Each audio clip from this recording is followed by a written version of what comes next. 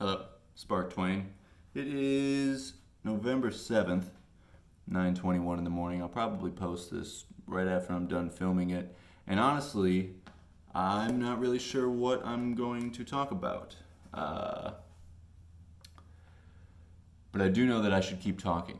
That's something that I am convinced of. You know, I write a daily blog at asmr.community. I'm calling that section of the website the ASMR Daily. I've made a firm conclusion. It was a decision I made a long time ago, but it's like now I'm having to, my air conditioner just came on, having to voice this more loudly to make it clear. asmr.community is an ASMR company or corporation. We're not incorporated at this point in time. But asmr.community is definitely a business revolved around ASMR, but our flagship product offering is an addiction recovery blog. Does that make sense? So, and for those of you who are interested in addiction recovery, you might not be all that interested in what I'm talking about, but there's two things to note from this. One, I really do believe that ASMR can help people achieve sobriety, but even if it's not ASMR that can help you achieve sobriety, you know, there is things that you can do, like that I write about. Improving your diet, changing your lifestyle. And so ASMR has become a way of communicating with a larger audience for me. You know, there's millions and millions of people across the globe watching ASMR, and I need these people to find my website because they're doing research about ASMR. I'm having a hard time believing that I will be able to reach the addiction recovery audience, because when you look up on Google, you know, addiction recovery without 12 steps, I find it hard to believe that Google is going to show you my website, at least in this point in time. I guess I could just fucking not swear in these videos. If you swear in your videos, I'm pretty sure you can't like make money off of them, but I'm not 100% sure of that. I'm not probably, I don't want to say never, but I mean, the thought of me making money off my YouTube videos is never gonna happen. You know, there's a lot that addiction recovery is holistic. Every single thing that I talk about and write about has to do with addiction recovery, because that's how I live. I mean, I live that every day, and I'm really intense. I know that I'm an intense person, and I can like easily scare people away and intimidate people, you know, by talking about my big ideas and my big thoughts and all these things, but it's like all of that is part of my addiction recovery. I was bored, so I drank alcohol. I believe it's because I wasn't really challenged enough when I was younger. Don't know if this is true. Don't put any blame on anyone for that. But I've obviously considered if my addiction problems were all my own or not. And it's like, no, you know, if you're like 24 and you're addicted to drugs, like you just became addicted to drugs at 24 or something, that's like your fault probably, you know, and that might actually make it easier to deal with. If you have addiction problems at like 14, like I did, and I was just smoking cigarettes. I had my first cigarette at 12, first drink at 13, smoked weed for the first time at 14, and at 17 I tried my first painkiller, which was not even really a painkiller. It's a drug called methadone, which is something they give to heroin addicts who are trying to wean themselves off of the drug or come off of the drug. And so obviously what happened to me was this person wanted money for heroin, so they sold me these other drugs, and I was a kid. You know, I was a 17-year-old person. I'm still pretty innocent and naive, but less than I've ever been. And so that's how that ended up in my hand. But at 17, I tried that, you know, and I had already drank alcohol, I told you. But by 19, I was like going to parties and drinking every weekend. And then 21, it was just like, I broke my shoulder 11 days after I turned 21. Like at the point in time when I turned 21, I was waking up every morning and drinking alcohol. Pretty sure that that's the case. You know, I was still dabbling with other drugs, definitely by the time I turned 22, it was like I didn't do any other drugs. I didn't even smoke weed because I just didn't have any money for it. You know, if I could smoke weed and drink alcohol, I would do both of those things. And there was often times where I thought to myself, like, man, if I could only buy weed, I would like forego drinking today. Like if I could get weed, I would quit drinking because this is becoming a problem. And then slowly it catapulted itself into something even larger by the time I'm 23, 24. It's like, okay, I'm drinking a lot and I have a really serious problem. Like medical problems is what I had. You know, it wasn't like losing my job is not a big deal to me. I get another job. You know, I'm a minimum wage worker. But then the doctor started telling me like, yo, if you don't stop drinking like in the way that you're drinking, you might just die in a year or two. You know, I really went super ham. And again, you can see this in the other areas of my life. I just go super ham, and that's hard as a motherfucker if you're unaware. That's how I live.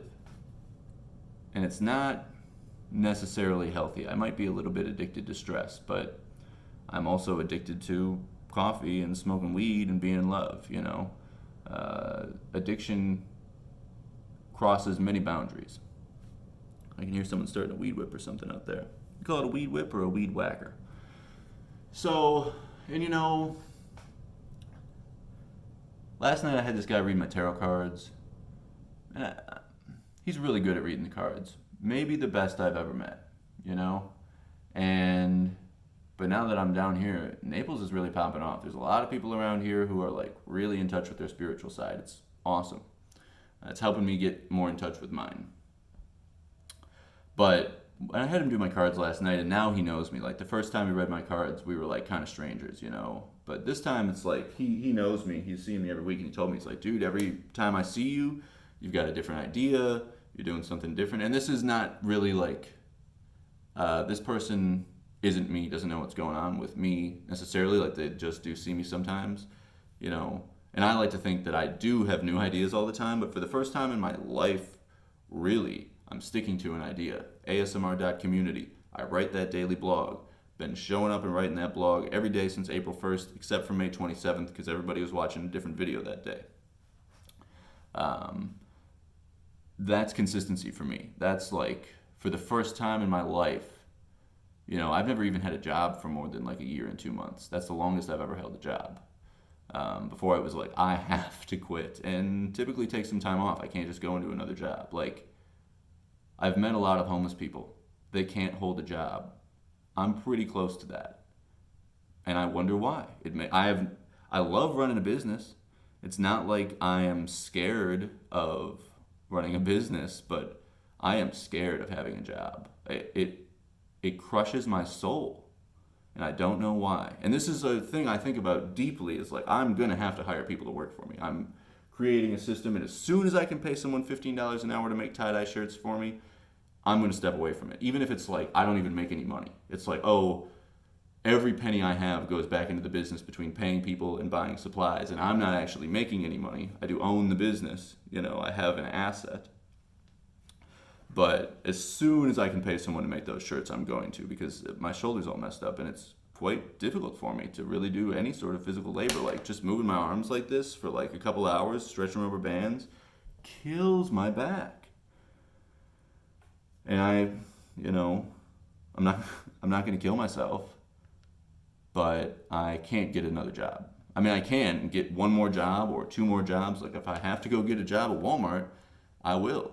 You know, I don't know what I would do from there. What am I going to do with that money? Money does me no good unless it's like copious amounts. That's what I'm realizing. Like putting food on the table is not an issue for me.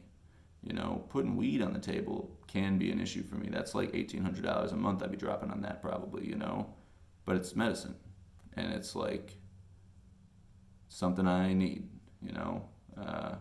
I haven't really been smoking in like 2 weeks, 3 weeks now. You know, occasionally. Like maybe on Fridays I'll go out and like smoke some weed, but I haven't smoked any in a couple of days.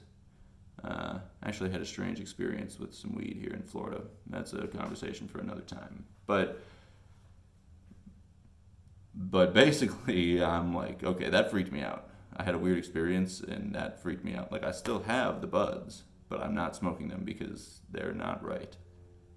But like I said, conversation for a different time. And again, if I'm right, how come I got to be the one to conclude on that? How come I can't just like read about this on the news? Like, there's something weird in the weed. Like, I'm going to go get this stuff examined by a scientist. I'm pretty concerned about it. So, and like with great power comes great responsibility. If you know something, you should try and change it, or, you know, that's kind of why I write my blog, you know, and now I'm taking to make these videos. I have stopped seeing the money. Like, I do make tie-dye shirts, and again, everything that I do is in accordance with addiction recovery. Like, if you are suffering from an addiction and you're wondering how you can change that, do not look at the people around you and compare yourself to them. I don't want to tell you to compare yourself to me, but definitely, like, I had a ridiculously bad alcohol and drug problem, and I realized that I'm the kind of person who would rather be homeless than have a job. And that really concerned me. That means there's something not right up here. Most people I know can just go to work. I cannot do that. I don't know why. It's impossible to describe. Currently, I am working on describing it further, like, but I just don't see the end to going to work. It has never worked out for me in my life. Going to work has never worked out too much in my favor to the point where it's brought me forever happiness, you know? So this is why I'm really trying to get a business going. Doing ASMR community was kind of a two things. It was like, I have this story, and I really do believe that if people listen to the words I say and they listen to them a lot, it will help them achieve sobriety. Because I have been sober since July 4th of 2018, and I've never gone to one AA meeting that entire time. You know, and I haven't had a drink. I mean, that's no lie. And I haven't had any hard drugs at all. No. Just smoking weed, drinking coffee, getting high on life. You know, I've been trying to go make more music. I have stage fright, but I am a talented musician, and so I'm trying to take more to the stage, and like it gets you hyped. I'm getting high on that. I'm gonna try and get high on life some more. But I am not lying to you when I tell you, since July 4th, 2018, actually since June 22nd, 2018, I haven't had any alcohol or hard drugs.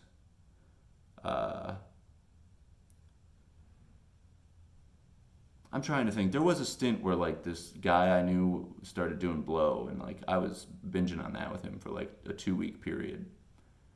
That might have been after July 4th, but definitely by September, no. And I realize that that's probably a strange part in the story, but it's convoluted and there's a lot more to it, which of course I will someday tell you. But I celebrate my sobriety on July 4th. Alcoholism was the real problem. Like, alcohol took me a long time to quit. Like, unfortunately, I do think that there's like some drugs that I could do and then just do them for like 2 weeks in a row and then stop. Like, that did happen. Whether it was right before July 4th or right after July 4th, I'm not entirely sure. But I do remember thinking like, man, I'm doing these drugs and I'm thinking about drinking, you know, woo-woo. It was a really short stint, you know. It was like a really short stint. But it's important for me to talk about that, you know.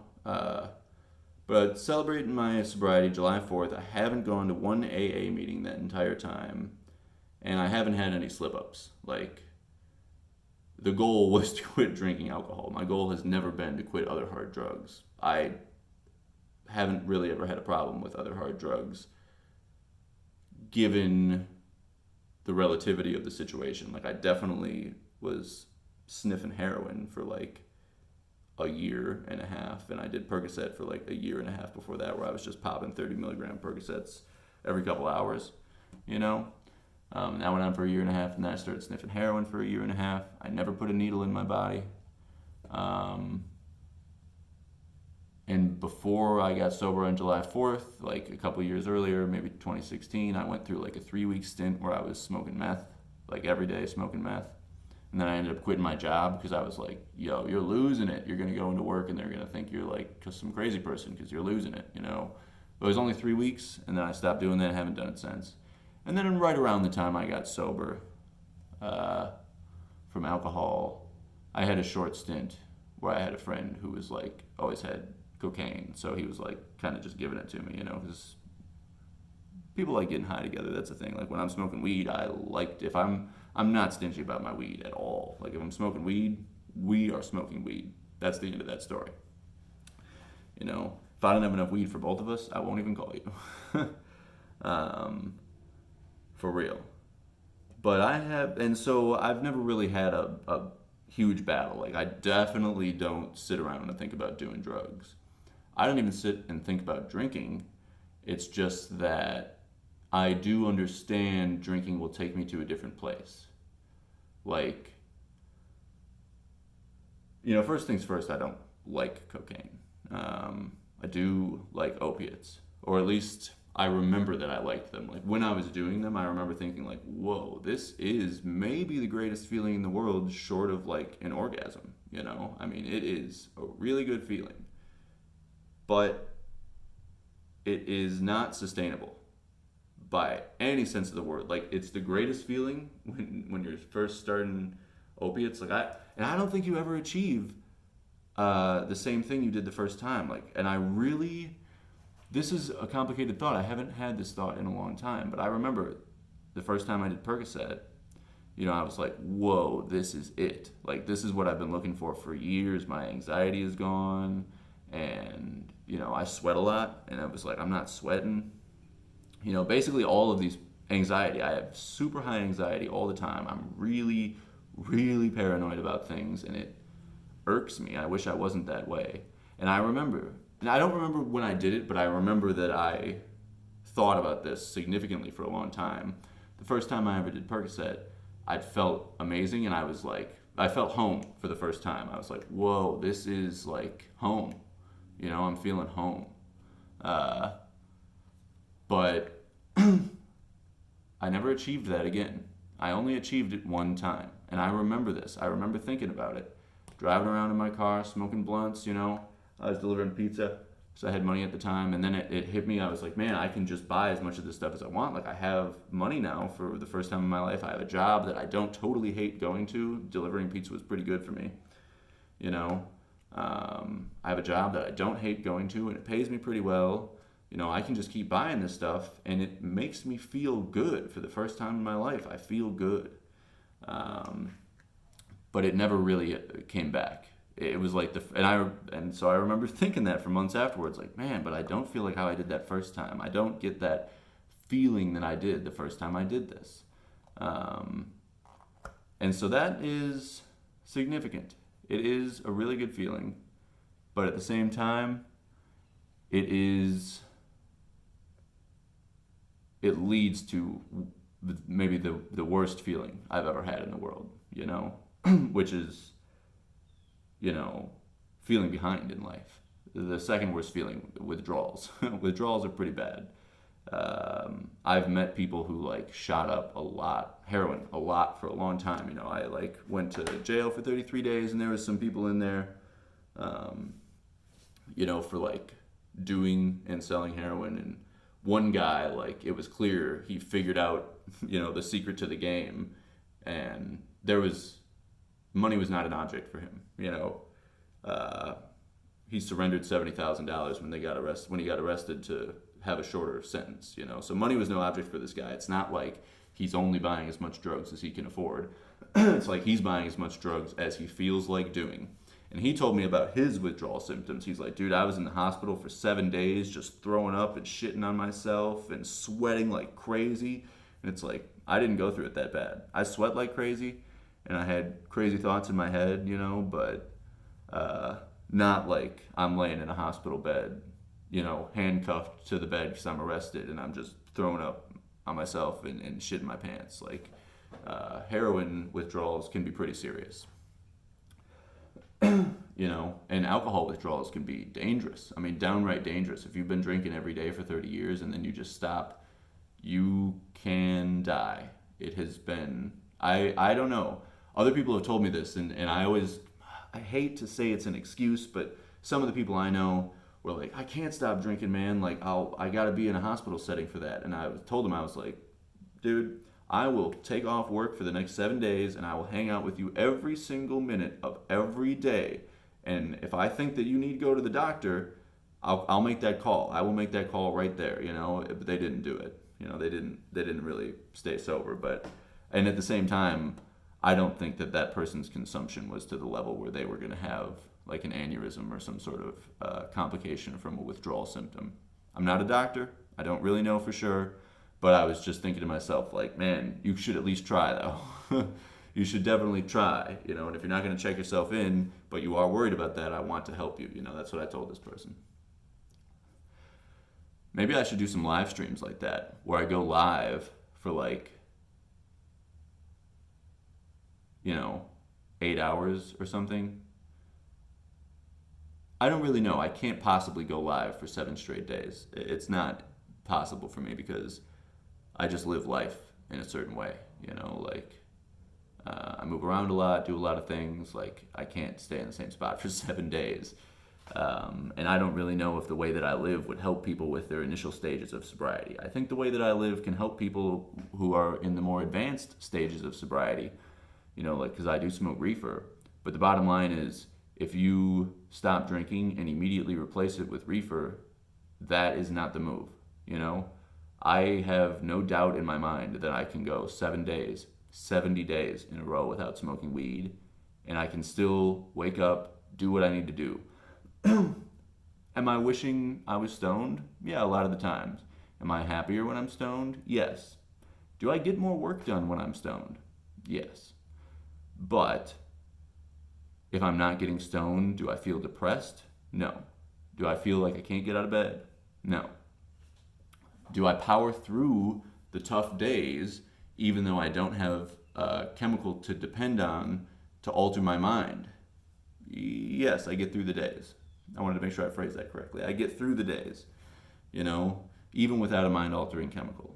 And that was like, that's part of the sobriety journey. You gotta be able to do that. Like, you gotta be able to maintain some sort of sobriety, because if things start getting out of hand, again, you go to like meetings and stuff, they keep you in check. But if you're gonna keep yourself in check, first of all, you gotta be totally honest with yourself and other people as well. I tell people all the time, I say, you can lie to you, but you cannot lie to me.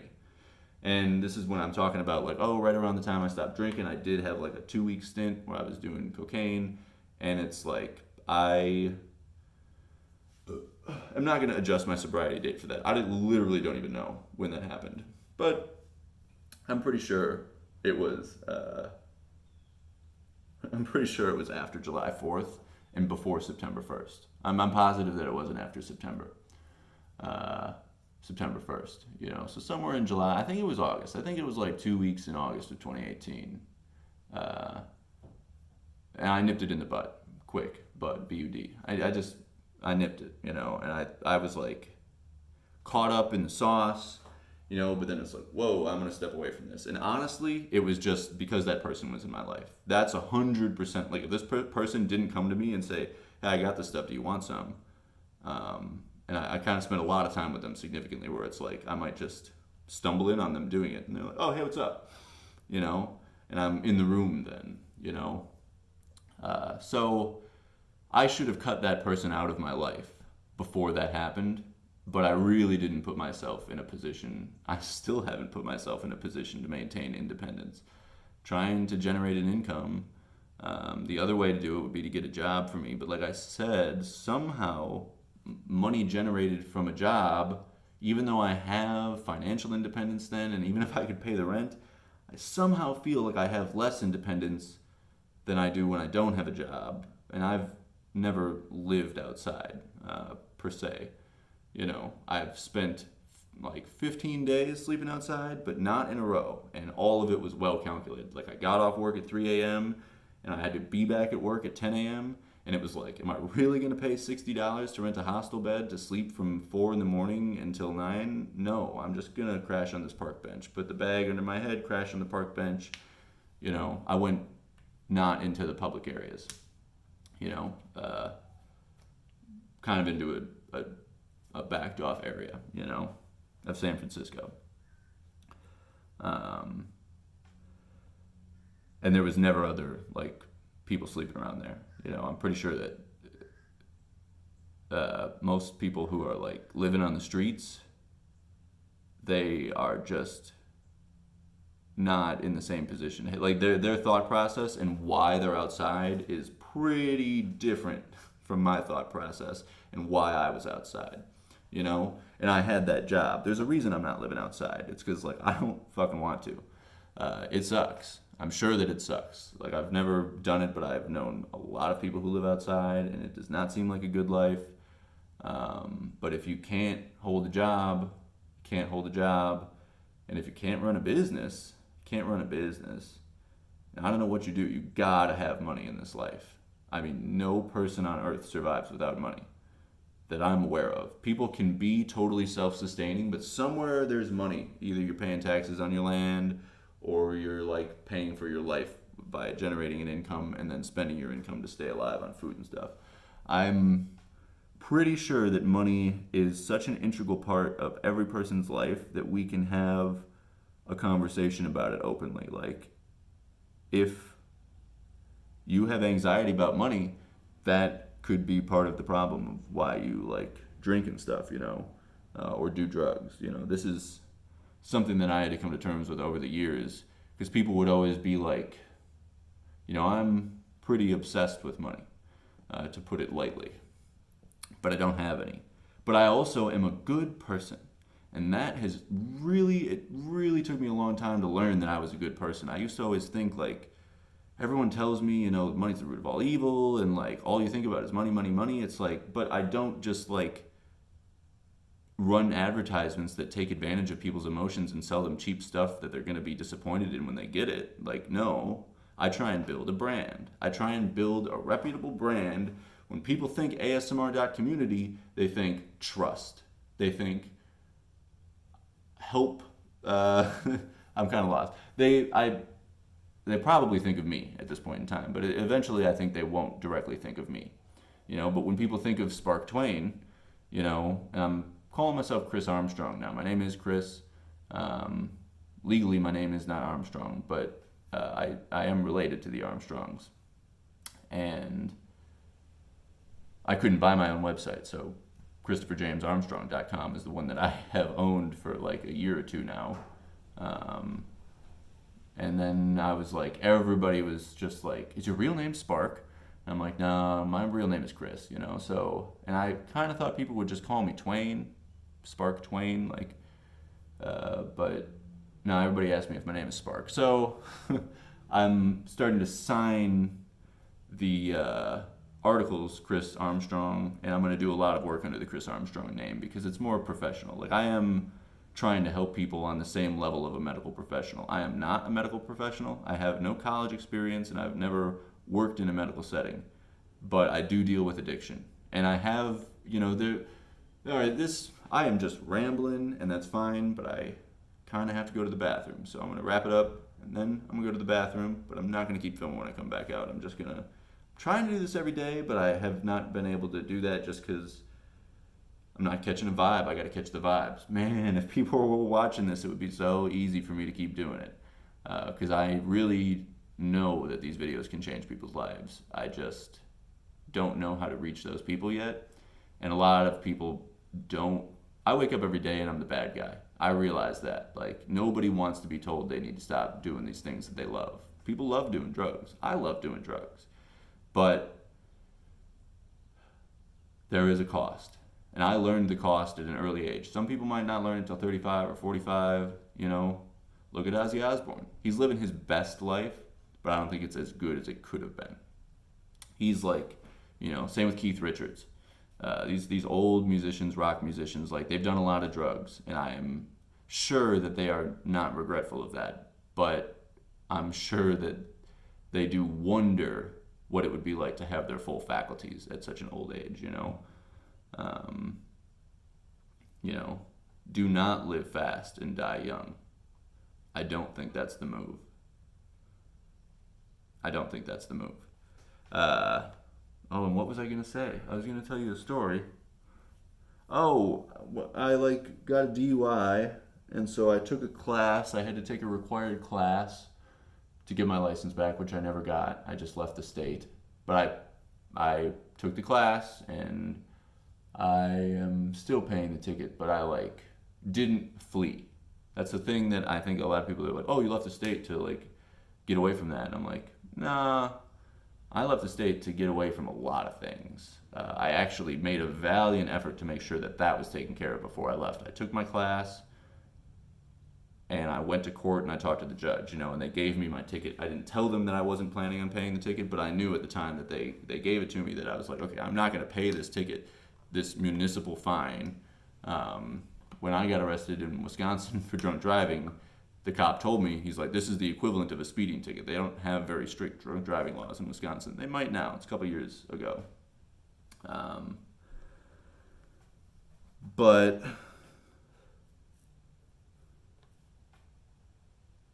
I don't exactly remember when it was.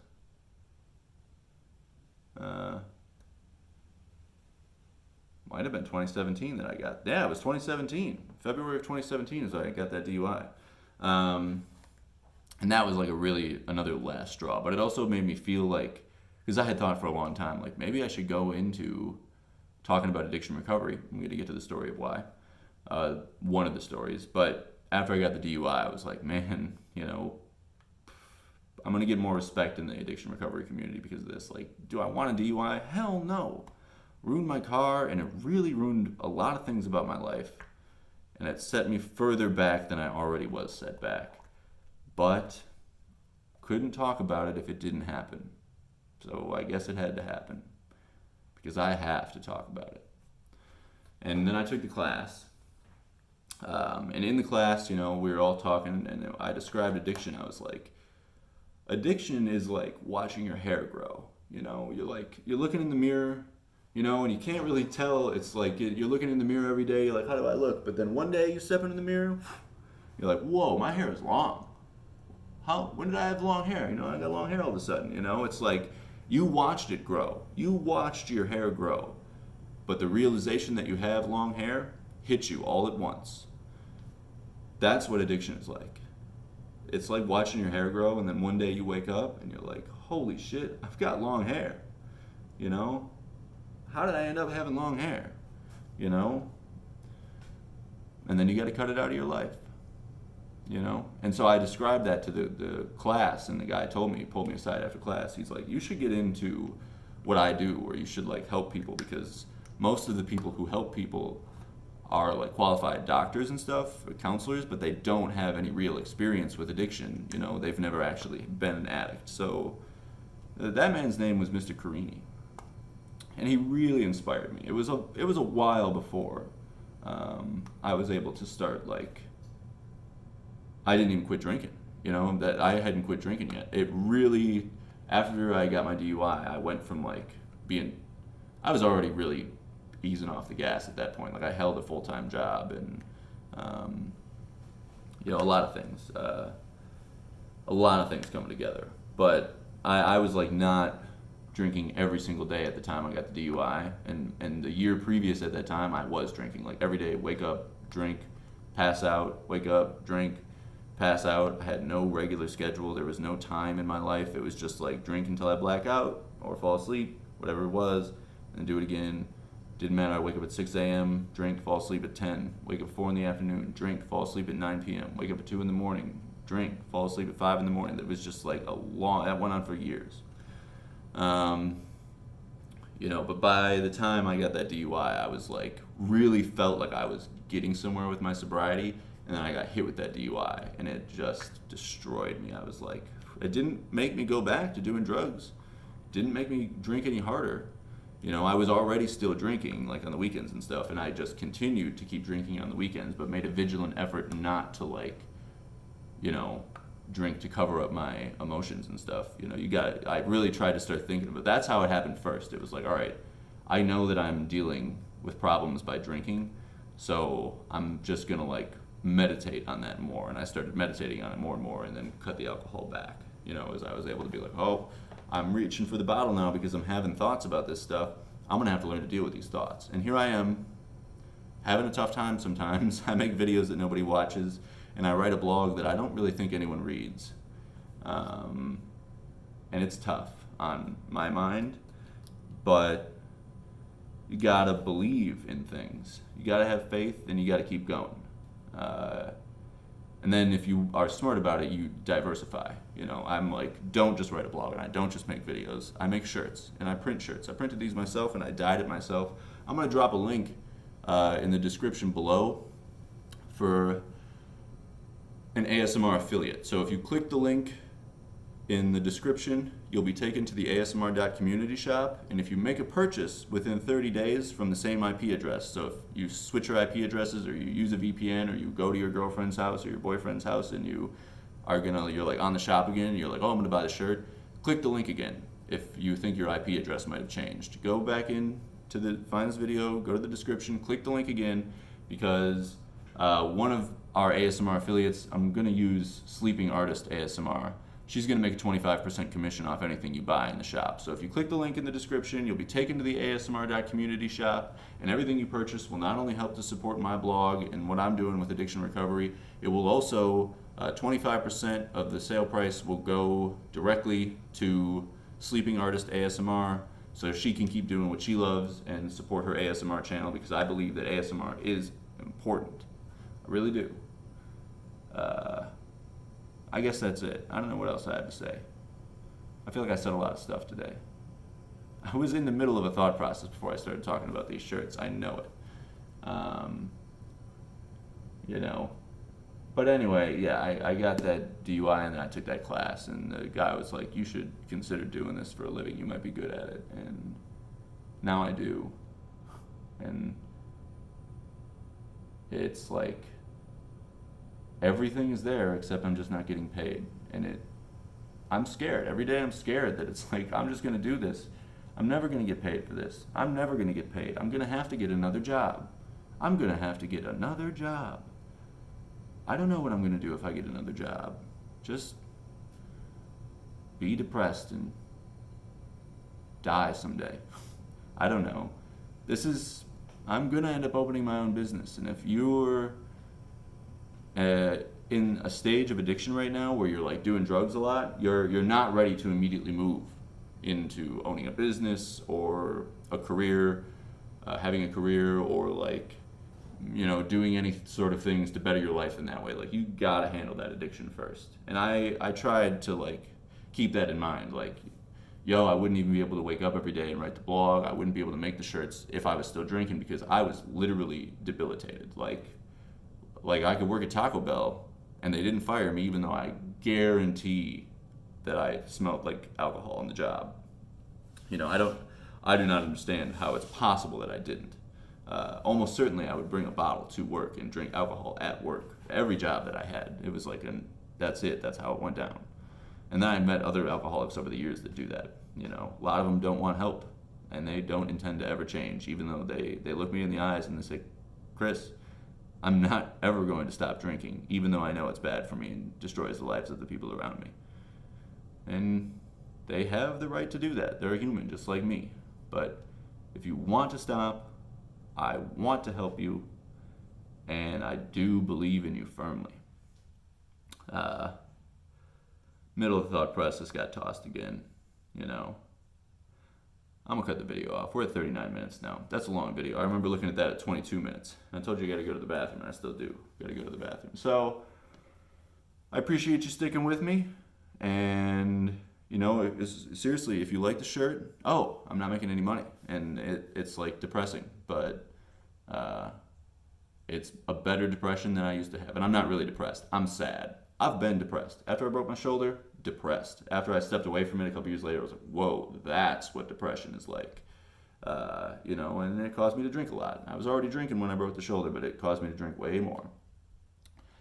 So if you like the shirts, you like what you see, I got, these ones aren't in the asmr.community shop. If you drop a comment, I will tell you where to find them, but I'm not doing a commission on some of the shirts. I have more than one place where I sell my tie-dye, and I really do want to support ASM artists. So I encourage you to check out the ASMR shop. You can get a sweet shirt, tie-dyed. I do got some plain white ones in there too. I'm probably gonna have your size.